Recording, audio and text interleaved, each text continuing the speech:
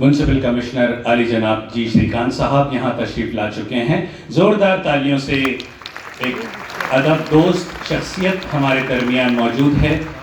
जनाब जी श्रीकांत साहब का हम यहाँ खैर मकदम करते हैं, इस्तकबाल करते हैं।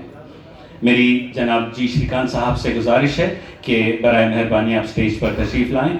मोहतरम आरिफ बामने साहब का यहाँ इस्तकबाल हो रहा है। उम्मीद कल्चरल फाउंडेशन के सदर जनाब मंजूर खान साहब से भी दरख्वास्त है कि वो स्टेज पर तशरीफ़ लाएँ।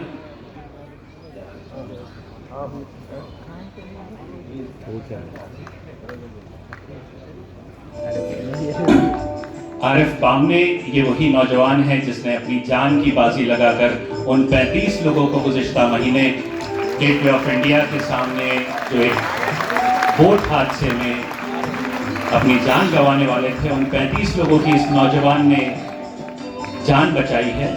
उम्मीद कल्चरल फाउंडेशन की जानिब से और तमाम शहरियाने औरंगाबाद की जानिब से हम आरिफ बामने साहब का यहाँ शुक्रिया भी अदा करते हैं और मुबारकबाद देते हैं कि आपने इतना बड़ा कदम उठाया। अपनी जान की परवाह किए बगैर आपने 35 से ज़्यादा लोगों की जानें बचाई।